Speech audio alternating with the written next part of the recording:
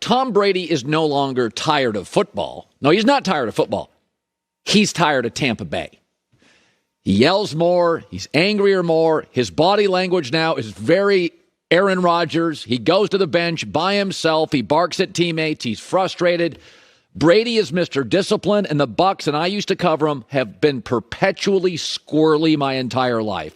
It was always an odd fit, right? It's the couple that's really, really super attracted to each other, but ideally 2 or 3 years in, you're like, these are different people. But they gave him weapons. They gave him a say. They gave him a voice. They gave him Bruce Arians, an offensive coach. It was very attractive, and Brady was really smart. He brought in people to Tampa that would make the weird fit comfortable. He brought in AB. He brought in Gronk. He brought in his training staff.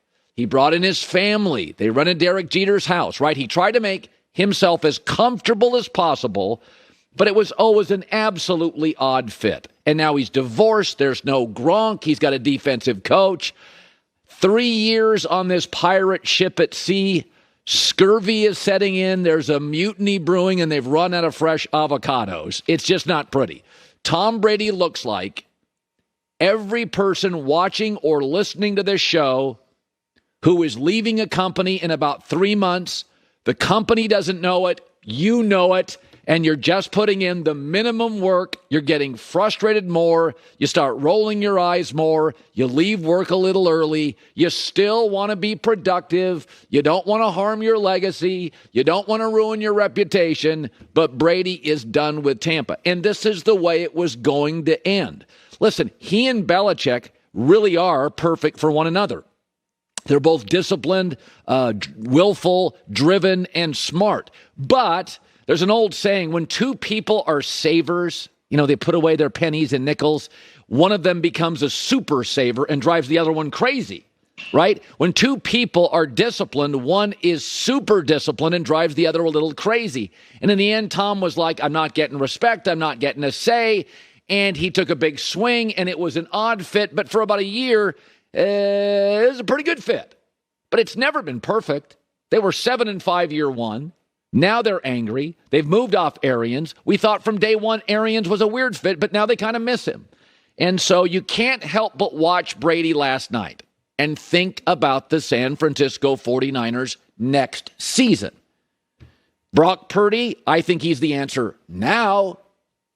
But next year, big picture, last guy taken in the draft, Mr. Irrelevant, probably not the future for Kyle Shanahan, who, to win a Super Bowl, would have to outduel an Aaron Rodgers, a Joe Burrow, a Mahomes, a Josh Allen.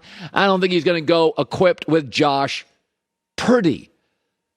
So Tom Brady, after, looks like he is not tired of football. He's tired of the squirrely, perpetually odd, off-the-rails Tampa Bay Buccaneers. By the way, I've been corrected. The waiver claims need to be in by 4 p.m. Eastern today. So this is what's interesting, because a lot of people are talking about Baker Mayfield in San Francisco. I would not do it personally, but there are a lot of people that I trust. Mike Silver, a reporter, says it's very possible that the 49ers would want him. So Brock Purdy isn't the future. I don't think anybody thinks that. But for the next 8 to 10 weeks, it's fascinating. So this is why it's interesting.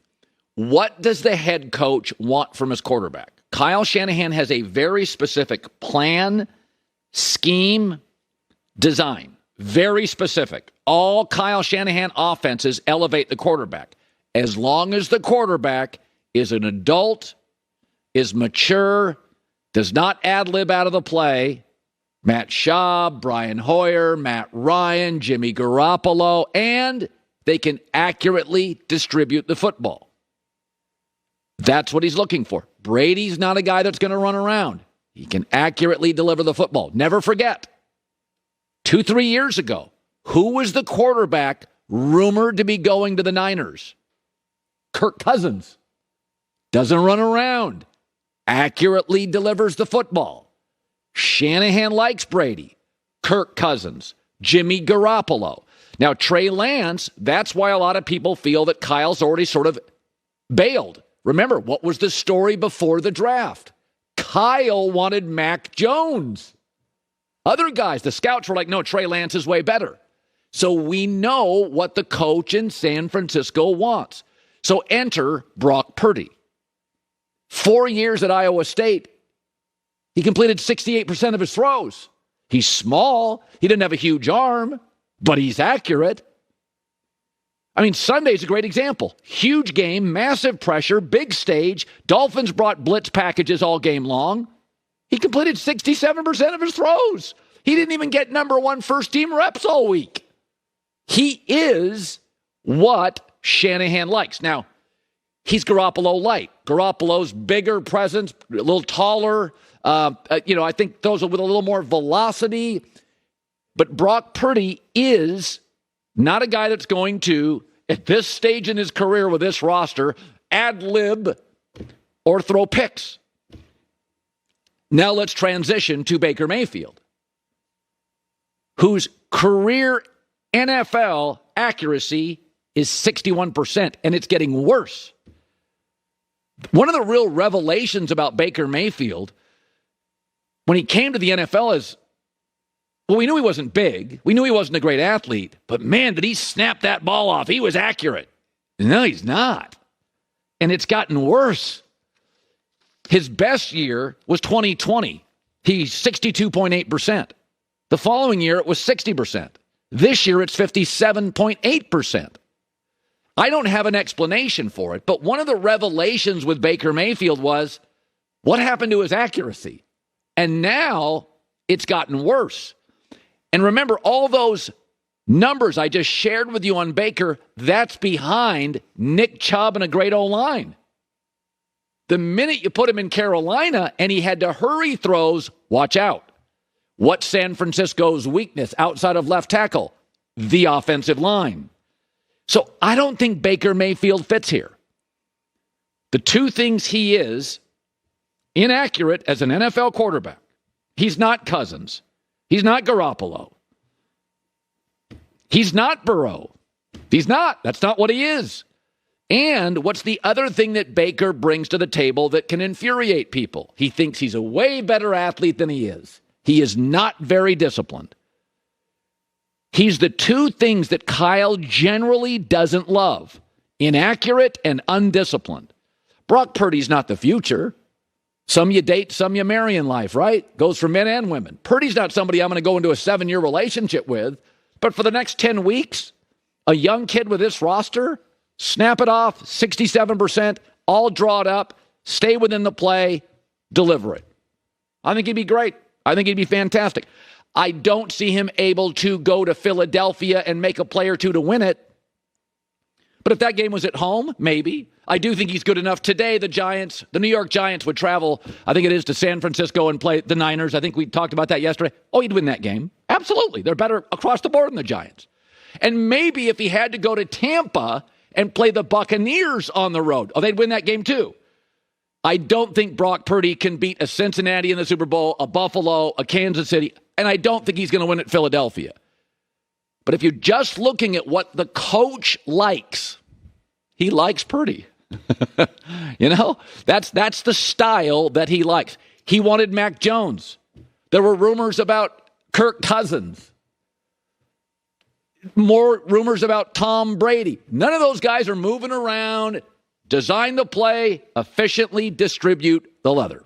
Brock Purdy is, he's one of those guys because he was a 4-year starter in college. So he got a ton, like Kenny Pickett with the Steelers. He started for 4 years. Both have ceilings. Kenny Pickett's a bigger, better arm, bigger quarterback. But 4 years of starting in college is a real thing. There were a lot of big games against Oklahoma, Texas, television games, big games, sold-out stadium, road games. The kid's been around. That's why Sunday, when they inserted him into a huge game, he didn't get first-team reps all week long. He hasn't gotten first-team reps all season. He was pretty good, pretty accurate.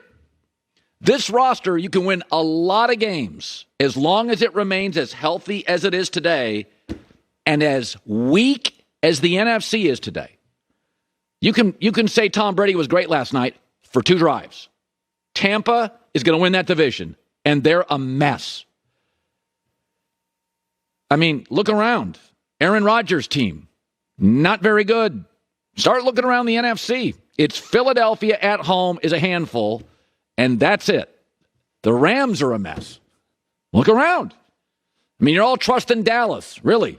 Mike McCarthy, big spot. Dak, big spot. All right. Okay. No, you've been selling me on that for a lot of years. Hi, everybody. Thanks for watching. Subscribe here to get the latest from the show. Also, be sure to check out more of the best clips from The Herd or go watch a few segments from other shows on FS1.